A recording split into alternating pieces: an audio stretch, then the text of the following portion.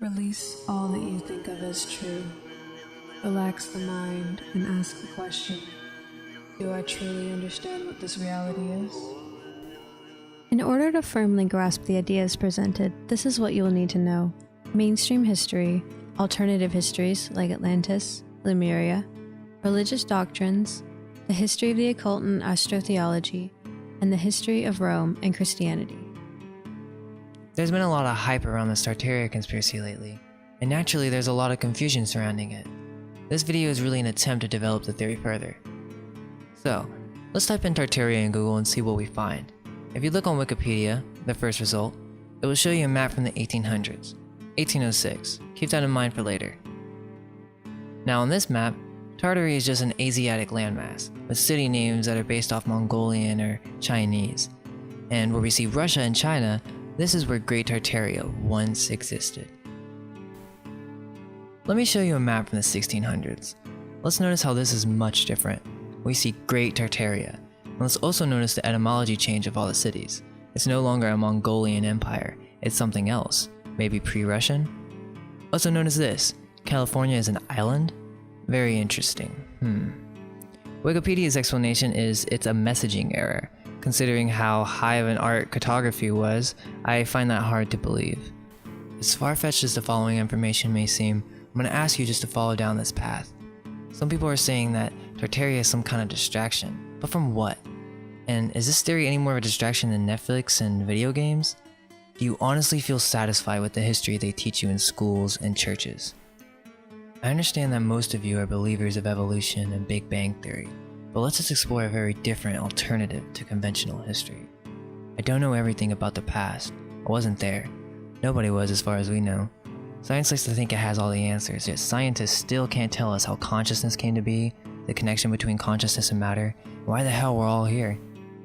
My goal is just to get the message out there to those who are genuinely curious about what's going on in this life. It's an understatement to say that humanity is lost.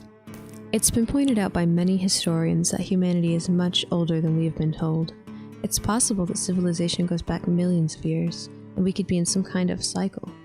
What's clear is, advanced civilizations did exist in the past. If the monuments don't convince you, consider the myths and legends about gods having to deliver culture-important knowledge. There are hundreds of books written on Atlantis because it was a real place. The first story we really hear of this is from Plato, and in Critias is telling Socrates a story. He says, "Look, Socrates, I got this crazy story that this wise sage named Solon told my great-grandfather, who was also named Critias. And my grandfather told me the story when I was 10. My grandfather started by saying how wise Solon was and that he was one of the wise 7 sages. And he, Grandfather Critias, was going to some poetry youth meetup. And there Solon, his teacher, is trying to tell a story about the greatest achievement that the Athenians ever did. But he says, and which ought to have been the most famous, but through the lapse of time and the destruction of the actors, it has not come down to us." I thought Socrates was an Athenian. Socrates is hearing this story from a young man named Critias. Critias is relaying a story he was told at age 10 by his grandfather, who when he was young was told this story by Solon the sage. Confusing, right? Well, it's meant to be. So Solon is now starting the story saying basically, "Yes, we did something really great, but you don't know about it, young Critias, because these actors have been destroyed through a lapse of time." Okay, Solon continues telling Critias about a certain district in Egypt named Sais, and how they had a great connection with the Athenians at this time. So Solon was taking a trip there and he was received with great honor, and he started a conversation with the priest of Egypt on past human antiquity, or basically ancient history. Now it says that Solon and none of the other Hellenes had nothing to say on the matter. And I think when Plato was writing this, he was implying that the priest didn't really want to talk about it that much. They were just listening to see what they knew. And at the end of the conversation, they didn't know anything, the Hellenes. They were clueless. So it goes on to say that on another occasion, Solon asked the priest again. And here is what I'm trying to show you guys. Solon was trying to pester the priest. It was like trying to show the priest his outstanding knowledge so the priest would talk about what they knew. Why? Because Solon knew that the Egyptian priests were much, much wiser. So Solon tried to impress them, talking about his knowledge of Pharaonius, who is called the first man, and about Niobe. Now I'm going to take a little break here because I want to show you something. What does this have to do with Tartaria? Well, let's look up Pheronius and look up Niobe. This is basic Greek mythology, just the old gods, right? Let me remind you what we're talking about here. Solon is trying to tell the priest of Egypt, hey, this is my esoteric knowledge and how it pertains to ancient history. Plato is literally showing you in play format that Solon was one of the sages of the Greeks who knew the secrets of their mythology and how it pertains to ancient cultures. Niobe was the daughter of Tantalus, and according to Wikipedia, Tantalus was a Greek mythological figure most famous for his eternal punishment in Tartarus. I'm going to tell you what the secret of Pheronius and Niobe is, but let's take this one step at a time. Let's continue. So Solon tells the priest, yeah, look, here's the secrets of Pheronius and Niobe. And the Egyptian priest says, O Solon, Solon, you Hellenes are never anything but children, and there is not an old man among you. Solon in return asked him what he meant. I meant to say, he replied, that in mine you are all young. There is no old opinion handed among you by ancient tradition, nor any science which is hoary with age, and I will tell you why. There have been, and will be again, many destructions of mankind, arising out of many causes. The greatest have been brought about by the agencies of fire and water, and other lesser ones by innumerable other causes.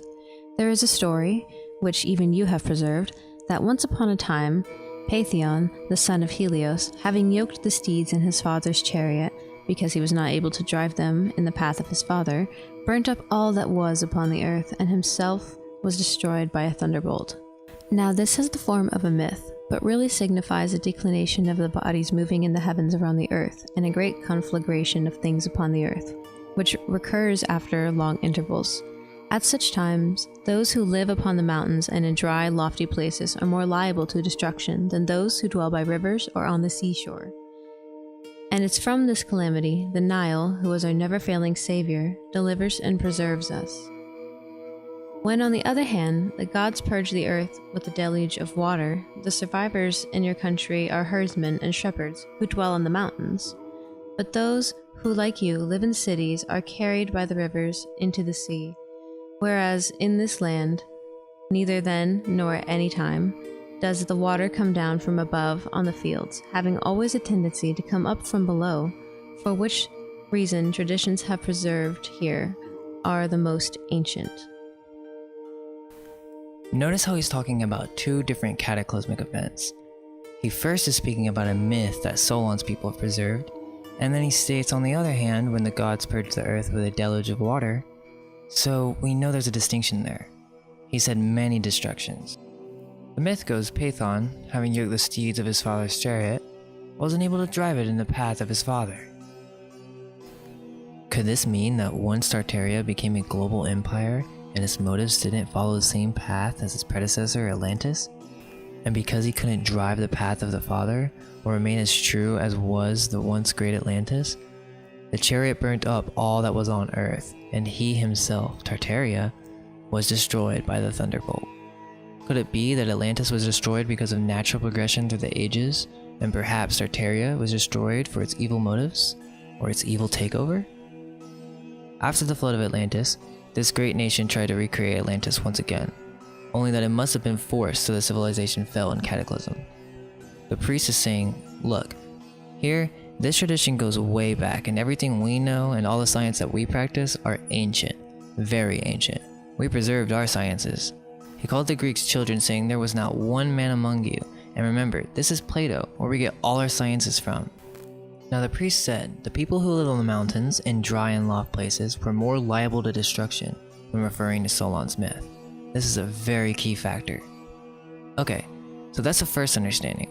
There was an ancient advanced civilization in the past, and it was destroyed by water, and this is Atlantis. This is what we call pre-Diluvian, or pre-flood era. I want to start this off by just making sense of our timeline. If you're new to this stuff, then bear with me please, because I'm just going to explore out of our conventional timeline here. So we need to use certain terms and cultures to help us understand where we are before I can really make my final thesis. So we have this Egyptian priest, and he's talking about a pre-Diluvian age. So what was Solon talking about with the secrets of Pheronius and Niobe and how it relates to antiquity? While researching for this thesis, I had an inkling to look up the Gaelic etymology for Tartar. Let's see what it says. Gaelic, Tartar, a great noise or confusion, that which is noisy, bustle, uproar, confusion. A Tartarian is a slang, bad word for a thief. Then get this, it also says that the word is often accounted for by the story of an Irish soldier who in some eastern battle had called out that he had caught a Tartar, or a thief. This brings me to the Irish origins of civilization. We're told by authorized history that human civilization migrated east to west, but in this theory, a group from Atlantis survived and preserved the knowledge. Whether they knew the flood was coming, who knows for certain, but they landed in Ireland, and here somehow they survived. It's possible that this is the beginning of what we know as civilization, instead of east to west. I'm going to show you how the history of what we call the Irish, or the original inhabitants of Ireland, the preservers of the science of old, survived the flood, rebuilt their civilization, started traveling around the world to help the survivors, and bring their cultures back to civilization. Long later, those we know as the Greeks and Romans completely renamed these people, branded them as savages, and basically rewrote history for the masses, and we think Greek and Romans were the great civilizers of the world. The book, Irish Wisdom Preserved in Bible and Pyramids, by Conor McDarry, the audiobook is online and all you have to do is go give it a listen, examine the evidence he presents and decide for yourself. In case you don't have enough time though, I'll try to break it down. Do you remember the Phoenicians? Yes, no, maybe? They conveniently skipped over them in high school, but they were a big deal. In mainstream history, their language was the basis of the Greek culture, and they sailed all over the coast of Africa, all the way to Britain. They were the sea explorers with advanced ship. However, when you look up in the history book, you'll get pictures of very primitive, unintelligent people. Baloney. Phoenician was a cover name, and you're going to see this happen a lot throughout history at the hands of the Greeks and the Romans. They simply renamed the Irish Phoenician, and they were all but forgotten. You can find more connections to the Celts to the Phoenicians based on their language here on the website simply called phoenicia.org.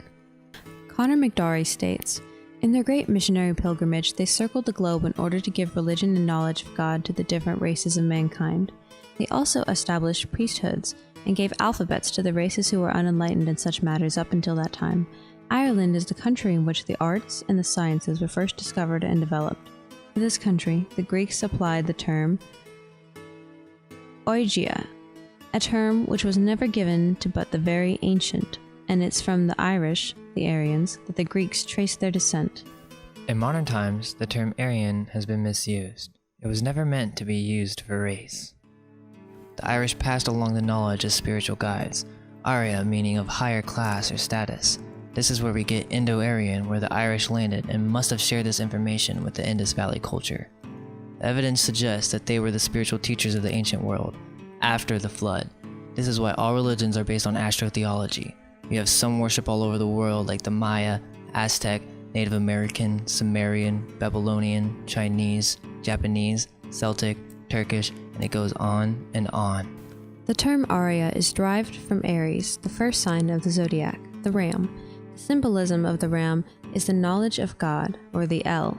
When Moses came down from Mount Sinai, he was horned, meaning that he had gained knowledge. Even Michelangelo represents this in his statue of Moses. The word pyramid, pi-ra-mid, means paternal power of the ram. In Egyptian culture, many pharaohs took on the name of Rama, or Ramses, to show their knowledge of God. In Christianity, it's been altered to be lamb instead of God, yet the symbolism of the ram and its meaning is deeply ingrained into nearly all world religions. Conor McDarry states, to the Irish Magi we owe the discovery of fire and the common grains, which they developed from the grasses. They were the first people to practice agriculture. They invented the common tools of workmanship, which have come down to us practically unchanged from those ancient times. There is no mistaking the monuments left by the Irish, who were once the rulers and masters of the whole earth. Their rule embraced all countries. It was worldwide. Ireland was the first mistress of the seas, and it was the first and only worldwide empire which has ever been known, for it was a spiritual empire. I'm going to dig deeper into Egypt now. And yes, I realize there's so many theories out there on who really were the inhabitants. I can't say I know for certain. All I can do is place the pieces I have found and gather feedback and more information. I'm sure there's more than meets the eye, but the info's out there. I know I'm not the only one interested in what really happened in humanity's past. From Gaelic etymology. Egypt signifies the land of Copt, or the Coptic land. Others derive it from and the yurt of black vulture, the color of the bird being, according to them, characteristic of the soil or of its inhabitants. Let's go back to the story of Critias in Egypt. So Solon is in Sais, and he's talking to one of the priests. Now, to make things a little clearer, let me explain. The sage and the civilization of Egypt of the time was most likely of a darker complexion. We don't know for certain, but it's apparent to me that Solon was light-skinned, or what we're told, Aryan, but he wasn't really now, was he? He was many generations after the first race of man that landed in Ireland after the flood and redistributed knowledge to mankind throughout the world. And that is what the priest was talking about. He was telling Solon about his people, the Irish, or the Chaldeans, Phoenicians, Babylonians, and of the many names they were called. According to the maps in the 1600s, the biggest empire was the Great Tartaria Empire. I'm not sure what culture this was. I'm not saying this is an Irish culture. I'm just bridging the gaps, so that we can understand why Tartar is associated with Irish etymology and how it came to be. In Greek mythology, Nile was a myth of Tartary and its destruction, and Solon thought that Pharonius from Argos in Tartary was where man hence came. Pharonius must be a king who had survived the Tartarian disaster and redistributed knowledge again, but this time east to west. This is why mainstream history we're taught this, because that is what the Greeks thought. That is what Plato wrote. Well, I'm gonna take a guess and say that Plato was a made-up figure, but we'll get to that. The priest was unimpressed with Solon because the Hellenes, or the Greeks, stole all this knowledge. They had no preserved knowledge. They stole knowledge, renamed it, and took it for themselves. Not only that, but Solon didn't even know where his own people came from. The priest is referring to the West, in Europe, in Ireland, right after the flood, way before the empires of Great Tartaria. The Irish were responsible for preserving music, the secret of sound vibration, language, the occult, tarot, which the Jews turned into Kabbalah, advanced architecture, and stone megaliths, geometry, math, you name it, all the sciences. Astrotheology is the key. That is the answer why all spiritual religions have similar philosophies toward the material world. Civilization didn't just start randomly in the Middle East. Maybe with this alternative view, it can explain how similar traditions are present all around the world. Dances, fashion, spirituality, cooking, natural medicine, magic, and architecture. After some time, this became a global empire, with Great Tartaria established in the east, modern-day Russia. It isn't clear at this time whether Tartaria at its prime was controlled by Irish or had been hijacked, and that deliberate misuse of the great empire were rewarded with fire and thunder. If this is even close to true, is it possible that we may have missing time? I mean, after all, our calendar and time is based on astrology, and then finally determined and made law by the civilizers of society. It's really not crazy to assume that time has been constructed by these officials that took over the old empire, and I'm talking after flood. There's so much confusion because there's been multiple cataclysms on this earth, and that has been forgotten by the human race. I'm not talking floods, I'm talking earthquakes and things falling from the sky and who knows what else. It's not just stories. In this last global empire, whatever it was called, Irish, the Tartars, or the Confucian, or the Thieves, was destroyed and stolen by the Greeks/Romans. Then they conquered and cursed these nations forever by destroying their lands and rewriting their etymology. The word phony being derived from Phoenician is just one example. I have reason to assume that there was a great culture in America, and this will be further proven as we go on, but let's look at these maps again. I want to show you these mountains right by Salt Lake City, or where it's supposed to be. Now, this is a lake that isn't here now. It's extremely large, and I can imagine that it was very beautiful. This was at the top of a mountain, and it must be pretty high in elevation. And so it flowed out this strait into the Pacific. And so, now remember what the priest said about these people who lived on the mountains. He said that they perished, and I'm about to tell you why.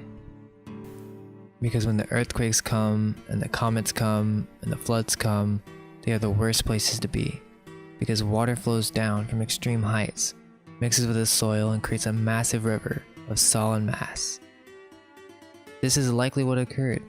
Solon's myth, Pharonius, was talking about the destruction of Tartary. There was some type of cataclysm, and it could have been all over the world. In Asia, North America, it was big. There's a lot of evidence to show that this happened literally in the 1800s. I know it sounds crazy, but what I'm about to say is insane, but trust me and I'll walk you through it. To make it short, Tartary was destroyed somewhere between 300, 400 years ago.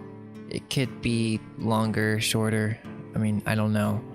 But it was through some world-breaking event that caused earthquakes, mud floods all over the world, and this was due to some comet that was summoned through black magic by some evil group. This shook the world up, and people were down and distraught.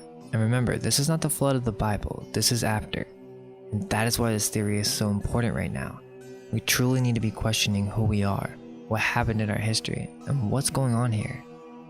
Well, let's start with the Romans and the Jews. And please, if you're Roman or Jewish, don't take offense to this.